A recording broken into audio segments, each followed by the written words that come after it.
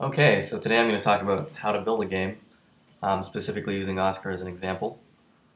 First thing we need to do is choose a process, and that's what I'm going to be focusing on today. There are many factors you want to consider when choosing a process. Specifically, there are a lot of ways you can choose to build a game. So some things we want to consider are team composition. What is your team like? How many people do you have in each discipline? What do their personalities entail? Where do they have experience? All those kinds of things are really important when choosing a process. Of course, the kind of game you're making is important. Looking at something that's systems heavy versus something that's narrative heavy, you're not necessarily going to take the same way to building the game. And what I want to focus on for today is our project goals. What are we trying to achieve on Oscar? What is the result we want when we finish all of this? That's not to say that this covers all the factors you want to consider, um, but I'll leave some of those for another time. First up, why is this important? Why do we want to establish good process? First, it's definitely a way to improve quality.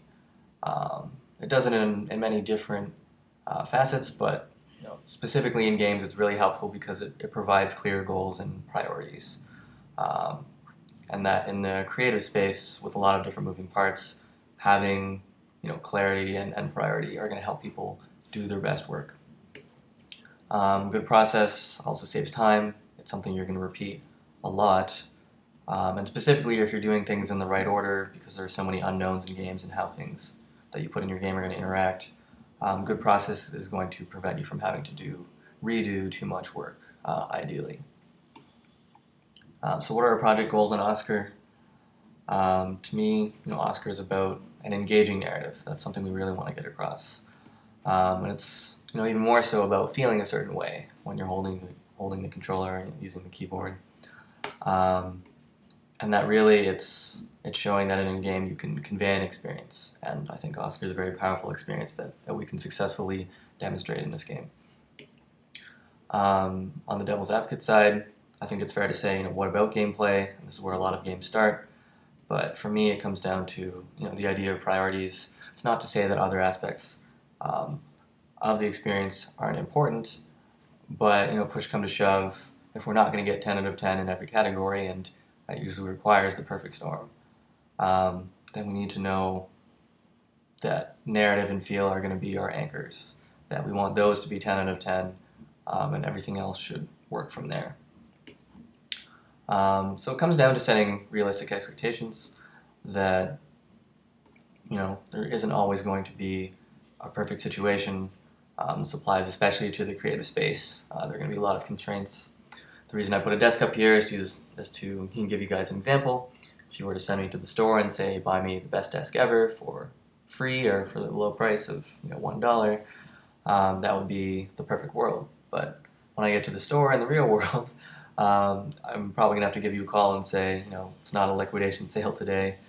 Is it more important that you have a high quality desk and maybe it's a bit more expensive, or are you on a budget and you have a price range you need to work within, and I'm going to get you the best desk available based on that constraint. And that's more like project management, where you kind of have to go with less than ideal circumstances.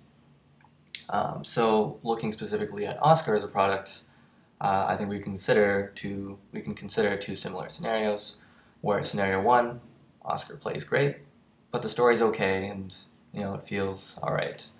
To me, that's what every other game is doing. Games are new, and the interactivity is a big focus, and there is a lot of strength in gameplay and what it can do for the player's engagement and enjoyment.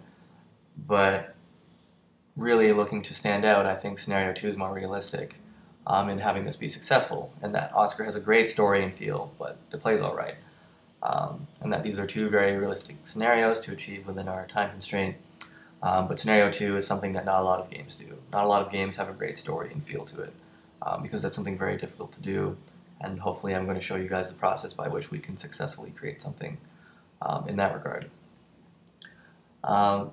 Just looking at successful products in general, at least this is to my experience, and this especially applies to games, that you have your strengths and that these are going to be what attract your audience. You advertise them, they're what you put in the foreground, um, and that you want to make sure that within these criteria, you're better than your competitors.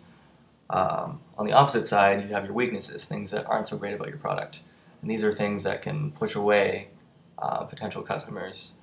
And this is especially applicable in games because everything's in one box, everything is influencing the experience simultaneously, that you want to spend enough time on your strengths and allocate, some time on the side to neutralize your weaknesses, to make sure that they don't interfere with being able to enjoy, the strong parts of your game.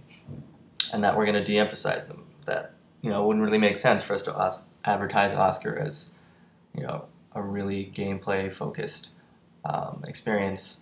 That, the bullet headlines are going to be, something more along the lines of narrative, of how it feels to play it. To me, this is a very compelling pursuit. That it's a really unique aspect of what we're doing. It's also risky, and that's why I have a picture of someone taking a leap over a chasm, because we're moving from not just addressing our biggest weaknesses, which are story and feel. There's not a lot we can draw on from the industry to say, oh, okay, here's how you do good story, here's how you make a game feel a certain way. But we also want to turn that risk into strength and say that story and feel are what will attract people to our game and what its strengths are. And of course, these are very untapped. There's a lot of open space here to explore. The pros to this approach, I think, it allows us to focus on one area, which is to say, are we telling the story correctly? Does it feel right? And that's where we put almost all of our resources. This is a really clear goal as a team. These are very clear pillars. I think they actually both happen to contribute to each other. That the more we're able to convey feeling, the better the story will come across, and the more effective the story, the more a player is going to feel something when they play it.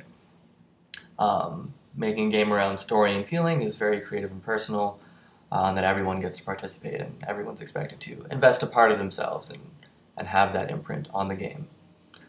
The cons, we are working from not very solid ground, and we're not taking a safe bet here. That even the creative and personal aspect of working on this project are going to demand that you commit based on, hopefully me being able to demonstrate this process of how we're going to be successful, and how I'm going to lead you along that journey. And when I say not experience on this slide, I mean there aren't a lot of games that pride themselves on good narrative and good feeling. So you won't be able to draw as much from existing conditions. You're going to have to follow me, really, and more so I'm asking you to trust me, which hopefully I'm not going to tell you to do blindly, and that instead I'm going to demonstrate. And hopefully, leading by example, I can show you that we're actually headed somewhere really interesting, where we can be successful.